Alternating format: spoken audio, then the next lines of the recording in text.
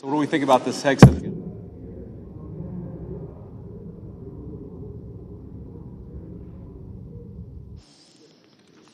Okay. All right. Are there any senators in the chamber who wish to vote or change a vote?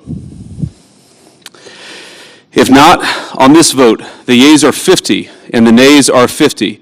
The Senate being equally divided, the Vice President votes in the affirmative, and the nomination is confirmed.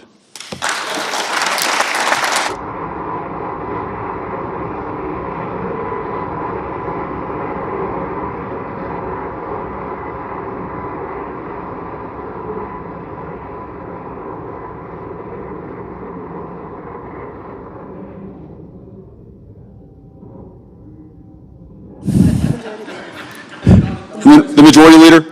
And I ask unanimous consent that with respect to the Hegseth nomination, the motion to reconsider be considered made and laid upon the table, and the President be immediately notified of the Senate's action.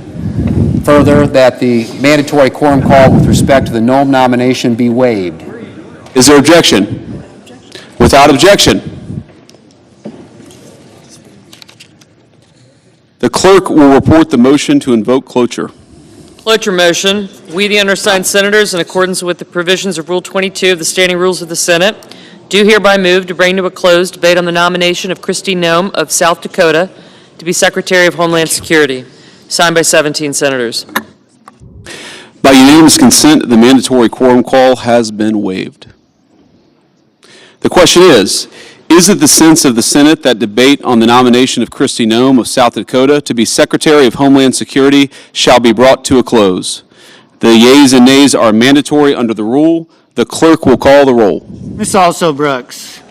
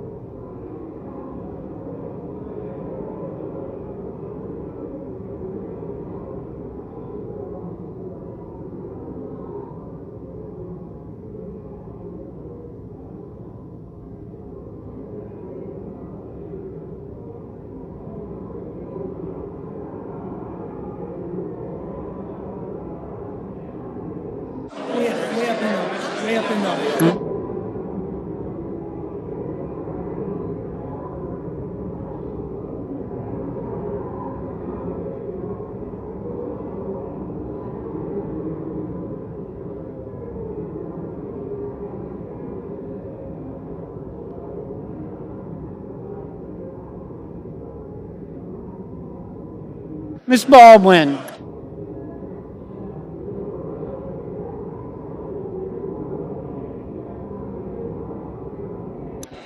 Mr. Banks, Mr. Barrasso, Mr. Bennett, Mrs. Blackburn. Mr. Blumenthal, Ms. Blunt Rochester, Mr. Booker.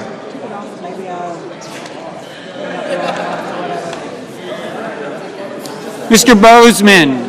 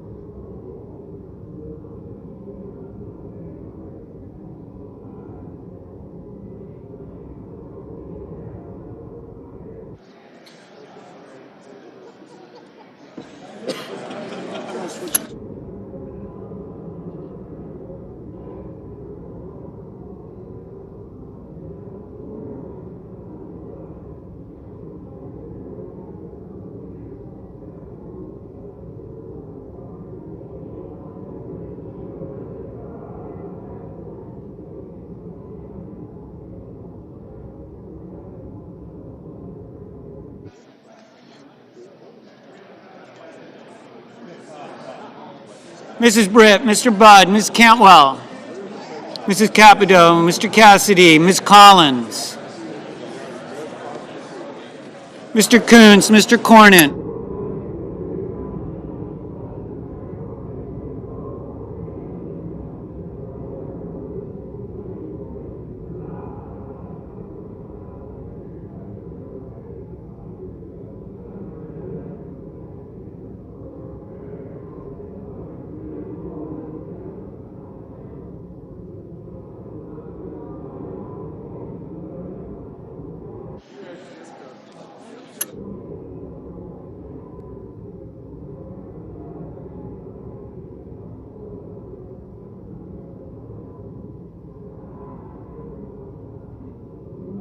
Ms. Cortez Masto, Mr. Cotton, Mr. Kramer, Mr. Crapo, Mr. Cruz, Mr. Curtis, Mr. Daines, Ms. Duckworth, Mr. Durbin, Ms. Ernst, Mr. Fetterman, Mrs. Fisher, Mr. Gallego, Mr. Graham, Mr. Grassley, Mr. Haggerty, Ms. Hassan, Mr. Hawley, Mr. Heinrich, Mr. Hickenlooper, Ms. Hirono, Mr. Hoven, Mr. Husted, Mrs. Hyde-Smith, Mr. Johnson, Mr. Justice,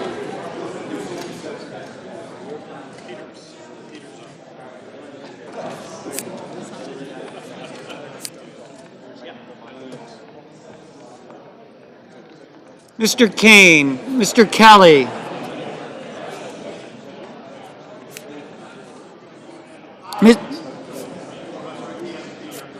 Mr. Kennedy, Mr. Kim,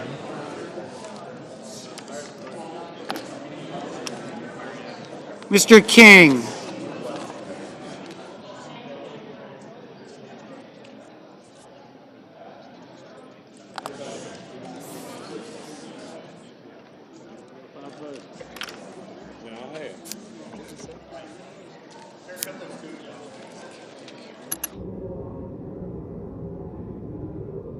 Ms. Klobuchar, Mr. Langford, Mr. Lee, Mr. Lujan, Ms. Lummis, Mr. Markey, Mr. Marshall, Mr. McConnell, Mr. McCormick, Mr. Merkley, Mrs. Moody, Mr. Moran, Mr. Moreno, Mr. Mullen, Ms. Murkowski, Mr. Murphy, Mrs. Murray, Mr. Ossoff, Mr. Padilla, Mr. Paul, Mr. Peters, Mr. Reed, Mr. Ricketts, Mr. Risch, Ms. Rosen,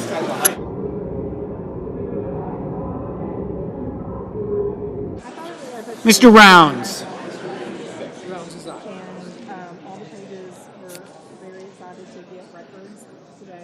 Mr. Sanders, Mr. Schatz,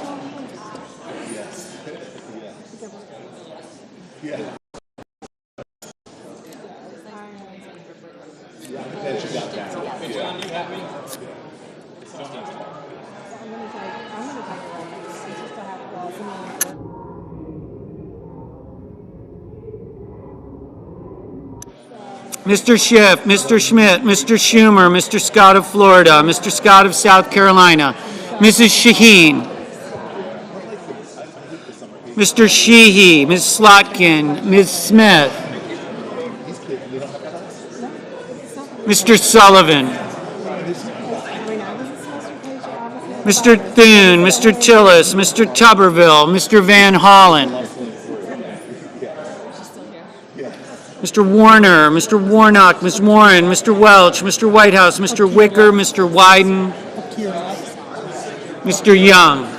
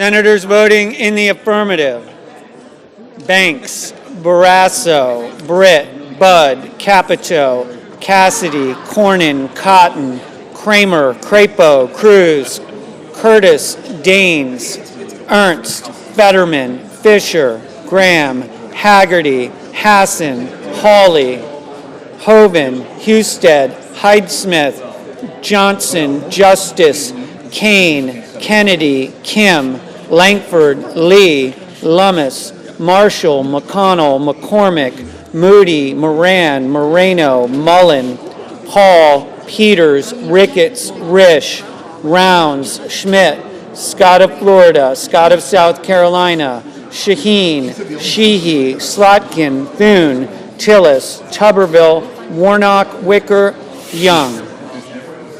Mr. Bozeman,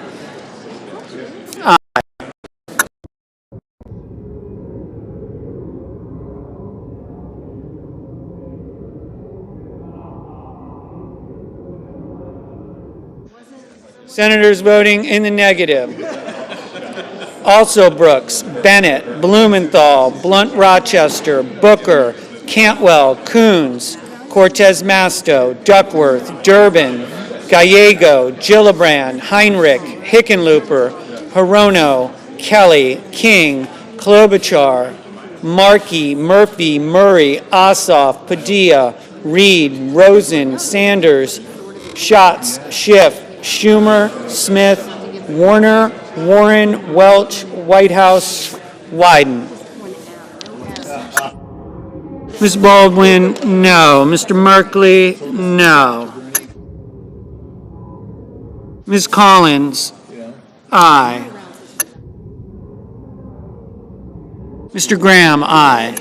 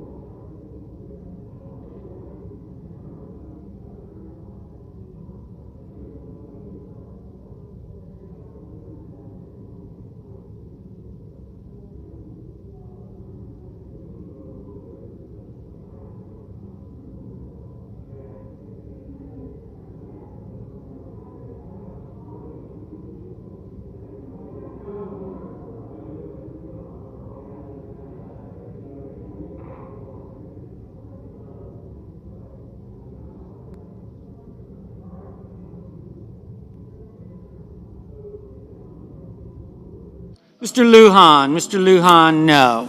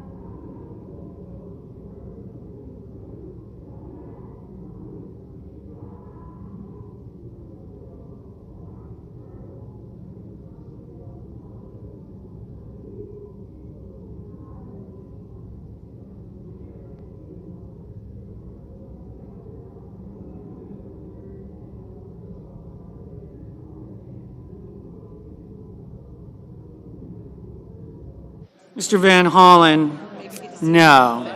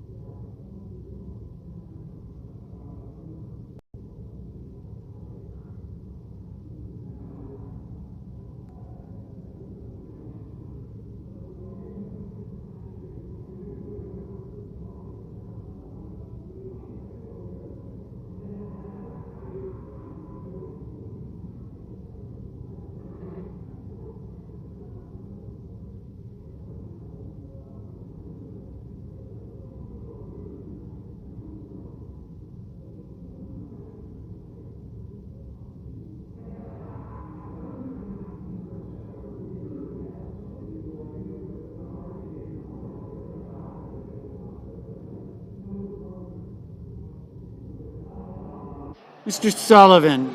Mr. Sullivan, aye.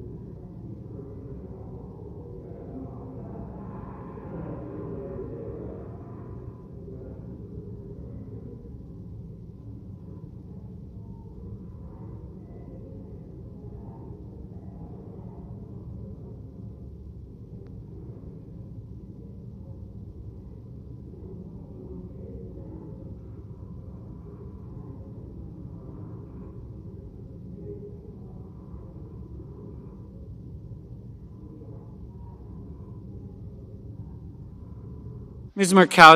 Murkowski, aye.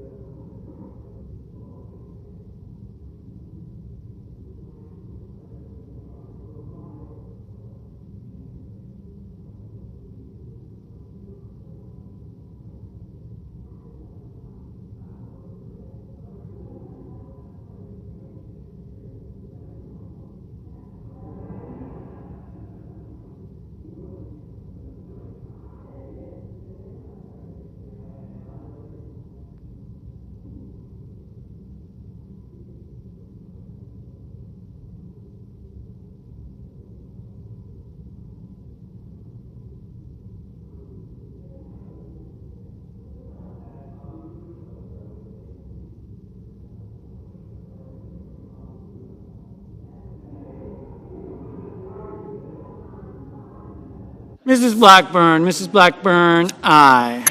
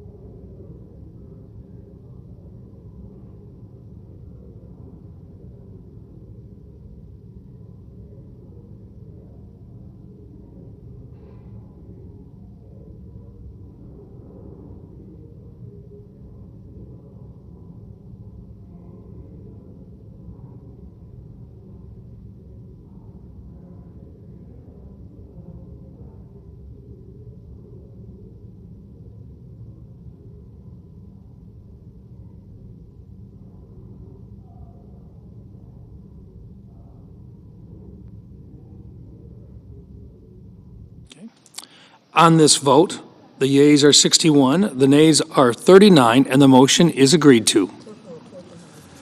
The clerk will report the nomination.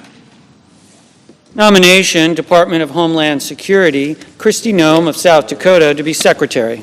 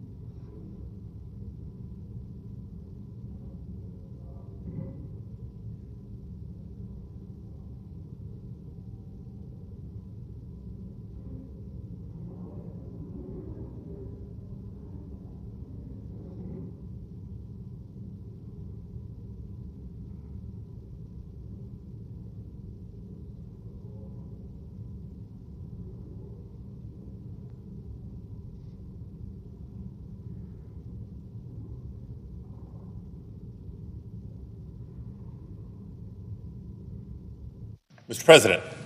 The senior senator from California. Thank you, Mr. President. Colleagues, I rise today to address the nomination of Governor Kristi Noem to serve as United States Secretary of Homeland Security. I think we all agree that there's very few jobs more important to the safety and security of American lives than that of Secretary of Homeland Security. Created in 2002 in the wake of the terrorist attacks on 9/11, the DHS, the Department, and the Secretary and the offices and agencies under its purview are responsible for some critical things, including our national security, working to protect us against terrorism. DHS implements our nation's immigration policy. DHS directs disaster responses to states and territories across the country. And of course, they're responsible for cybersecurity and election security. It's a role that I believe requires complete and total commitment to the safety of the American people above all else, above politics, above personal ambition, and above loyalty to one man or movement. Because for whoever is secretary, American lives are literally on the line. Unfortunately, in the months and years prior to Governor Noem's nomination, and certainly over the course of her nomination process, it's become clear to me that she is not fit for the job. Time and again, she has demonstrated her loyalty lies more with President Trump than it does with the American people. And it's my belief that when pressed, we cannot count on a potential Secretary Noem to make decisions that are in the best interest of the people and of the values that we hold as a nation over doing the president's bidding. So today, I want to take a few minutes to explain my thinking, both to the nominee and to the nation, about why I believe she's unfit to help a department of this importance. To begin with, leading DHS is so much more than about providing fodder for Fox News. In recent weeks, the people in my home state of California have seen just how vital this department and its agencies can be. As of today, multiple wildfires across Southern California have burned over 55,000 acres. They've destroyed more than 16,000 structures, and they've taken the lives of at least 28 Californians. Even as firefighters continue to fight massive blazes like the Palisades and the Eaton fires that have raged for weeks, red flag conditions persist, and new fires continue to ignite. Northwest of Los Angeles, for example, the Hughes fire grew to more than 10,000 acres in just 2 days. But while the fight still rages on, we know that in the months and years to come, Los Angeles will rebuild. But we're going to need the rest of the country to support Los Angeles in its recovery, just as Los Angeles has always been there for the rest of the country. This is now Los Angeles' time of need, and we're going to need all of you. We're going to need federal disaster aid, and it will require a nonpartisan effort from FEMA. Whether it's wildfires in Los Angeles, hurricanes in Florida, Louisiana, the Carolinas, or ice storms in Texas, Mother Nature does not distinguish between red states and blue states, and neither should our disaster response efforts. Yet even as we speak, President Trump is floating reckless ideas like eliminating FEMA, suggesting that states take care of their own problems. President Trump wants to impose conditions on aid to California, while thousands of families have lost their homes and businesses. In a situation like this, when lives are on the line, we need a DHS secretary who will do right for all Americans. We need a DHS secretary who will speak truth to power. But based on her testimony before this body, I don't believe Governor Nome is capable or willing to do that. So yes, Southern California has a long road back to rebuilding our communities. And as I said, we're going to need all hands on deck. Which brings me to my next point. Immigrants in Los Angeles will no doubt be critical in the rebuilding of our communities. Over 40% of construction workers in California are immigrants. But more than that, our national economy relies on immigrants too.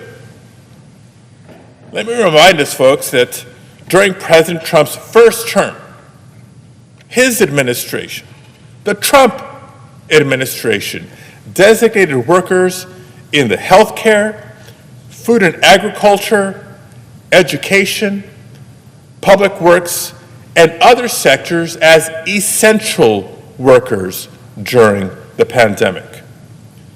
And those sectors include millions of immigrants, both documented and undocumented. That's right, colleagues. Undocumented immigrants are and have been for a long time a critical part of our healthcare workforce, of our hospitality industry, of our tourism sector, of our transportation systems. And they make up around 42% of our agricultural workforce. Think about that the next time you're in the produce section of your grocery store. If tomorrow President Trump could snap his fingers and deport all undocumented immigrants from this country, as he has threatened to do, our annual GDP would drop by 6.8%. So let's be clear. Do the math. Mass deportations would lead to mass inflation. Businesses would shutter. Crops would rot in the fields. Prices would rise for all Americans. Even in the face of political headwinds, we need a DHS secretary who will tell the truth, and not just to the president, but to the American people. To tell the truth about how the vast majority of undocumented immigrants are not violent criminals, but they're critical to our economy. Instead, during her confirmation hearing, Governor Nome repeatedly made false claims about undocumented immigrants. Under oath, she repeated lies that misrepresent non-citizens as security threats. She even denied the well-documented existence of family separations that occurred during the first Trump administration. We could agree or disagree on policy, but don't lie about the facts. Because if a nominee can so easily lie about a verifiable fact just to curry favor with President Trump, how can we trust him or her to tell the truth to the American people during a crisis? And between a potential Secretary Nome, a Deputy Chief of Staff, Stephen Miller, and a border czar, Tom Homan, all competing for President Trump's attention with hardline immigration enforcement, the Department of Homeland Security will suffer. Other agencies and responsibilities within the department will falter. Roles like critical investigations into theft or into child exploitation would take a backseat to their political priorities. Areas like cybersecurity and election security. Agencies like CISA, the Cybersecurity and Infrastructure Security Agency, which is a critical resource in an age of misinformation and disinformation and attacks on our elections. And I speak from experience. Many of you recall that I served as California Secretary of State, the Chief Elections Officer for California, prior to me coming to the Senate. But rather than rise to the occasion to meet the real threats that we are confronting, Governor Noem has stated that she wants to downsize CISA and cut back on our election security efforts. And I don't take those threats lightly. So from national security to immigration to disaster response to election security, we face serious challenges, colleagues.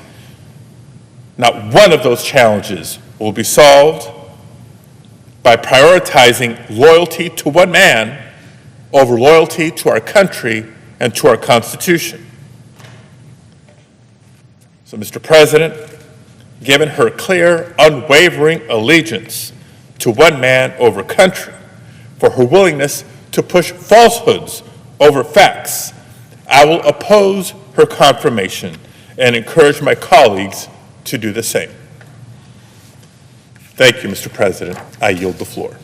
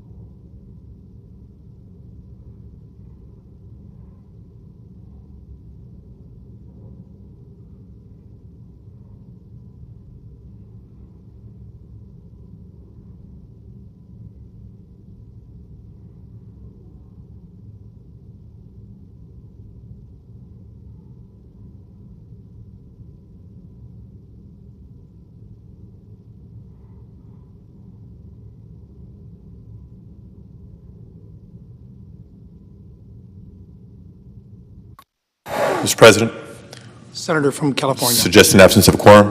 Clerk will call the roll. Ms. Alston-Brooks.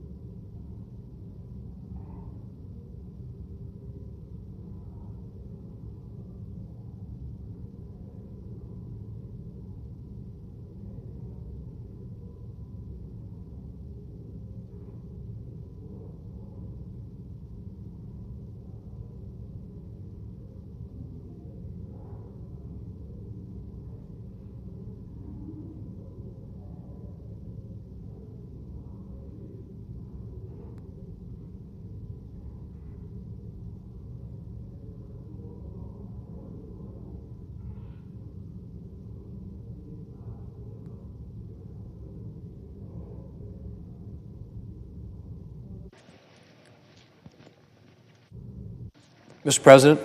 Senate Majority Leader. Thank you, Mr. President. Mr. President, I ask unanimous consent that the Senate resume legislative We're in session. a quorum call. I would ask unanimous consent the quorum call be lifted.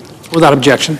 And then, Mr. President, I would ask unanimous consent that the Senate resume legislative session and be in a period of morning business with senators permitted to speak therein for up to 10 minutes each.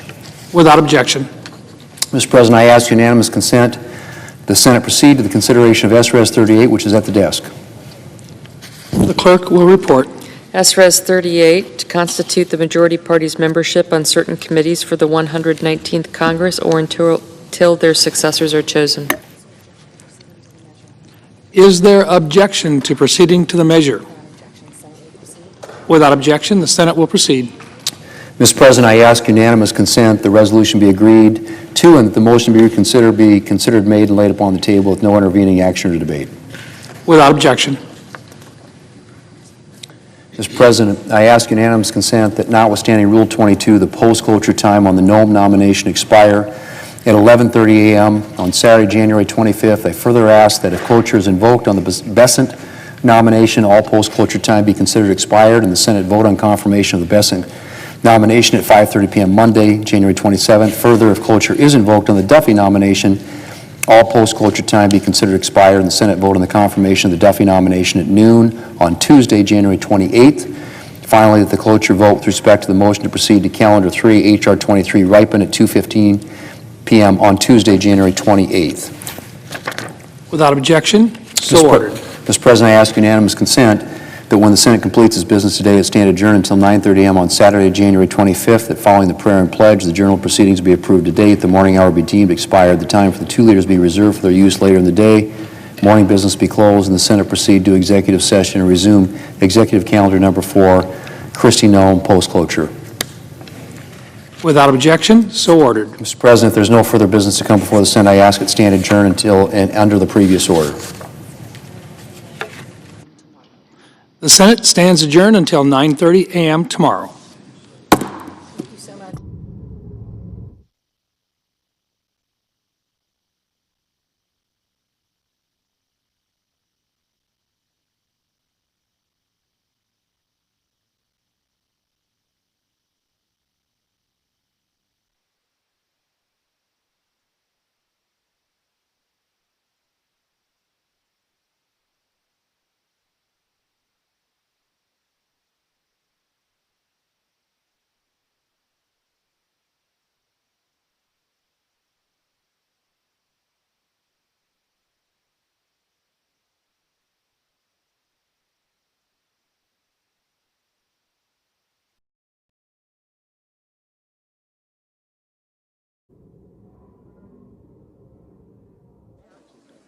Mr. Tillis, aye.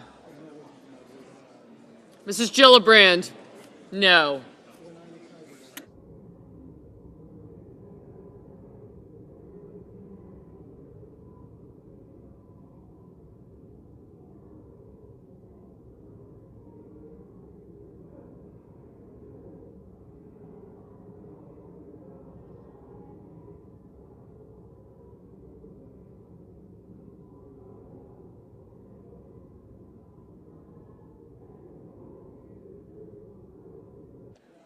Mrs. Shaheen, no.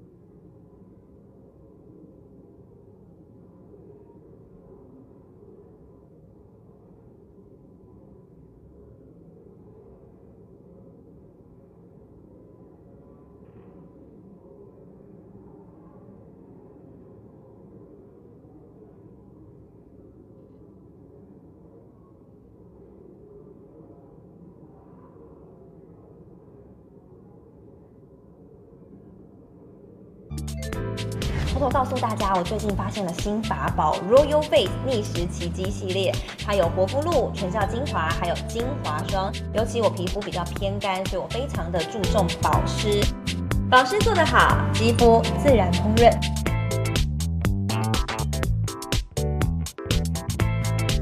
提亮肤色更年轻，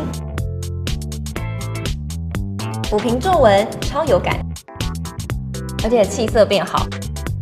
用心保养，每天都更美一点。